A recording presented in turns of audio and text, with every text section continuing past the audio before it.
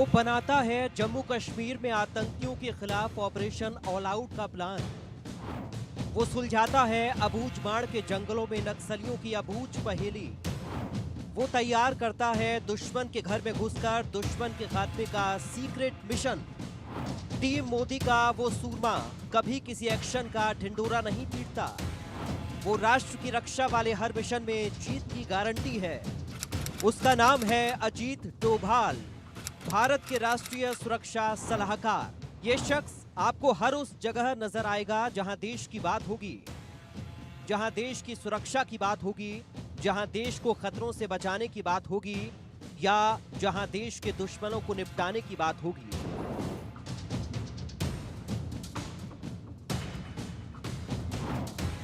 मोदी 3.0 में एक और हैट्रिक है। हम बात कर रहे हैं देश के एनएसए अजीत डोभाल की। देश की सुरक्षा से जुड़ा कोई भी मामला हो, एनएसए अजीत डोभाल के मशवरे के बगैर कोई भी कदम नहीं उठाया जाता है। जब बात मुल्क की हो तो एनएसए अजीत डोभाल वो है जो पहले ही ऑपरेशन की प्लानिंग करके पूरा खाका टेबल पर रख देते हैं। जासूसी की दुनिया में अजीत डोभाल को जेम्स बॉन्ड कहा जाता है। दुश्मन अब इन्हें 003 के नाम से पहचानते हैं।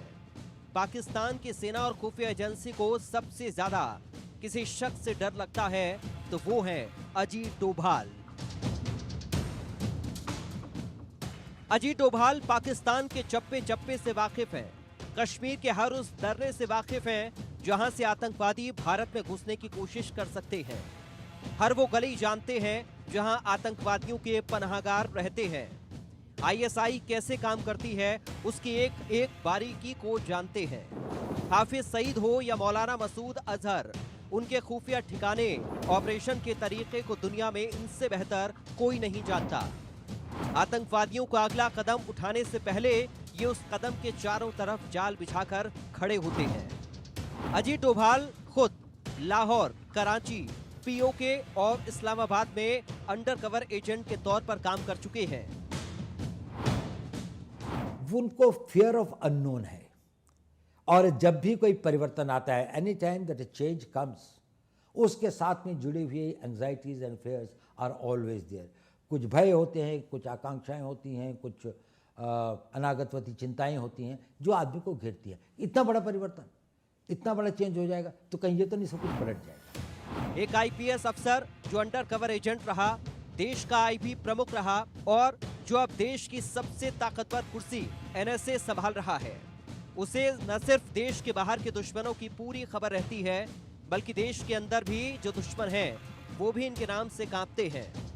अजीत डोभाल को लगातार तीसरी बार एनएसए की कमान सौंपी गई है और पद संभालते ही वो एक बार फिर फुल एक्शन मोड में हैं। दिल्ली के नॉर्थ ब्लॉक से आई इन तस्वीरों को देखिए।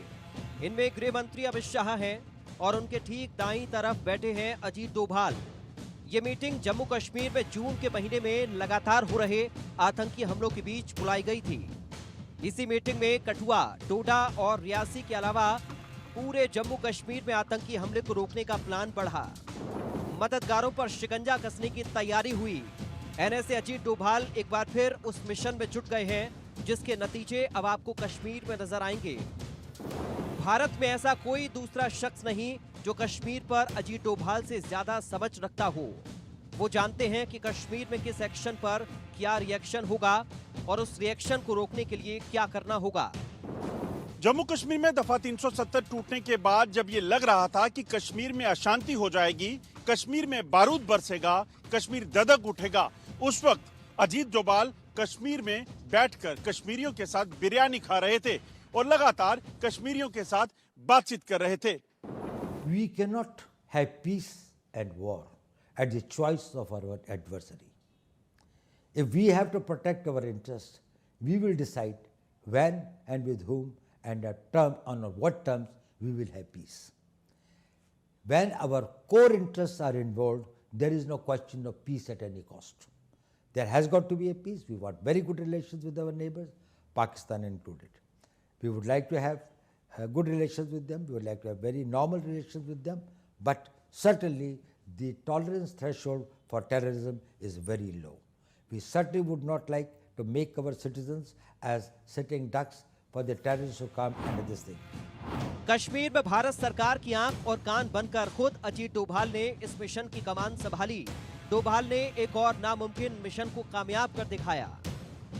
वर्ष 2016 पाकिस्तानी आतंकियों ने उड़ी में सैन्य कैंप पर हमला किया और पाकिस्तान को लगा कि इस बार भी भारत इस हमले की निंदा करेगा और फिर शांत हो जाएगा, मगर ऐसा नहीं हुआ। एनएसए अजीत डोभाल की राय पर भारतीय सैनिक लाइन ऑफ कंट्रोल के पार गए और पाकिस्तान के कब्जे वाले कश्मीर में आतंकी ठिकानों पर सर्जिकल स्ट्राइक किया और सारे सैनिक जो उस कार्रवाई में गए थे वो पूरी तरह से सुरक्षित भारत वापस लौटे।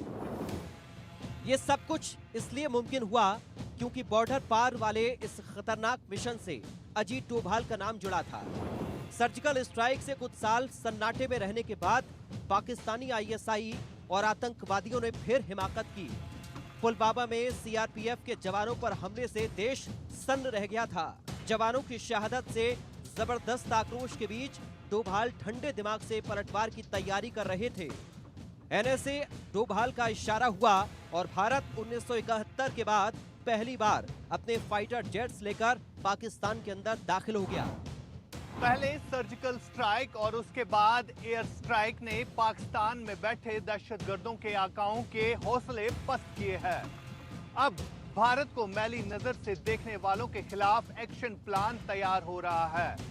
लगातार पाकिस्तान की तरफ से दरअंदाजी की कोशिशों को रोकने के लिए अब डोभाल का एक्शन प्लान पाकिस्तान को झेलना होगा।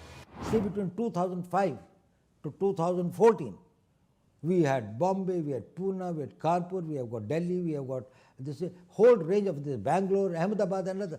What was the whole range of this thing the country was being this way? If we were not firm, if we were not very decisive, if we did not have the clarity, we will fight it.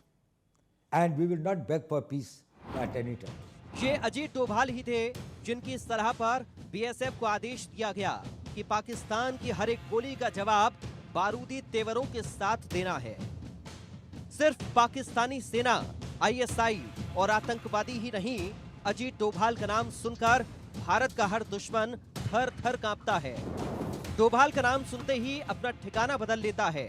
कहा तो ये भी जाता है कि 2014 में अजीत डोभाल के NSA बनने के बाद कराची में ऐशो आराम से रह रहे दाऊद इब्राहिम ने ठिकाना बदल लिया था और वो अफगानिस्तान की सीमा के करीब रहने चला गया था। लश्कर ए तैयबा का मुखिया हाफिज सईद भी डोभाल के नाम से दुबक गया था। एनएसए अजीत डोभाल का 3.0 पाकिस्तान की नींद उड़ाने वाला है। मिशन पीओके को लेकर गृह मंत्री अमित शाह ने जो हुंकार भरी है, उसको अंजाम देने का मादा अजीत डोभाल के पास है। पाक ऑक्यूपाई कश्मीर भारत का है और हम वो लेके रहेंगे। भारत के हुक्मरान किसी भी कीमत पर पीओके को वापस पाने की बात कर रहे हैं। एनएसए अजीत डोभाल के तीसरे कार्यकाल में यह उनकी जिंदगी का सबसे बड़ा मिशन बन चुका है। इस मिशन इम्पॉसिबल को पॉसिबल बनाने के लिए सूत्र बता रहे हैं कि अजीत डोभाल ने पूरी रणनीति तैयार कर ली है और जाल बिछाया जा चुका है। पीओके में बगावत की जमीन तैयार हो रही है। पाकिस्तान सरकार के खिलाफ प्रदर्शन बढ़ रहे हैं। पीओके के लोगों तक ये पैगाम पहुंचाया जा रहा है कि उन्हें बारूद सुरंगों वाली तबाही चाहिए या नए कश्मीर वाली तरक्की। पीओके के बाशिंदे भूख, बेरोजगारी और तंगहाली से परेशान हैं। ऐसे में डोभाल को पता है कि कब कौन सी चाल चलनी है, कब क्या एक्शन लेना है। Post 2019, the mood and the temper of the people of Kashmir has totally changed. People are no more in favor of Pakistan, in favor of terrorism, in favor of this thing. You can see, where is Hurriyat today? Where are those Bandh calls? Where is this Friday Hartals? They have all gone, this thing like that. But some individuals, some young boys who are misled or who are this thing, they are getting into this thing. We are doing our best to persuade them. Their families are trying to persuade them.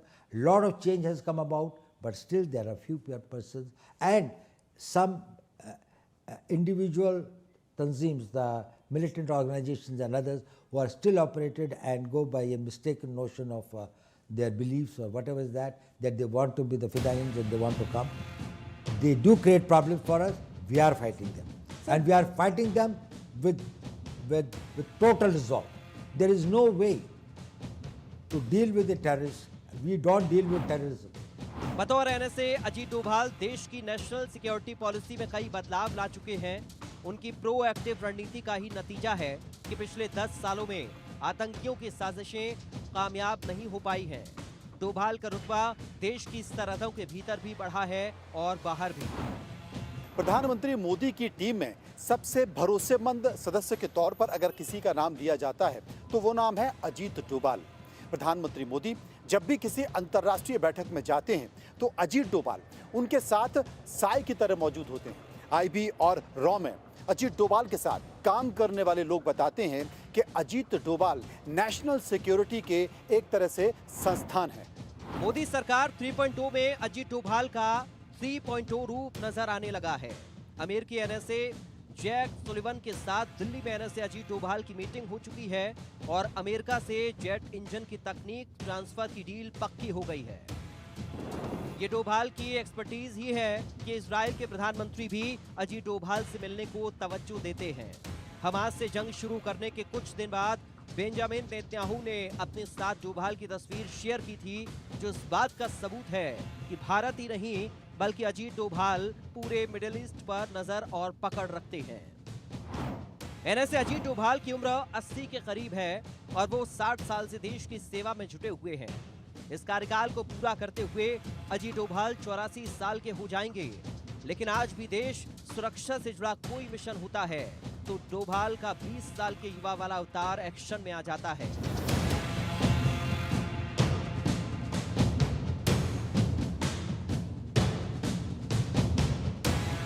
Bureau report, India news.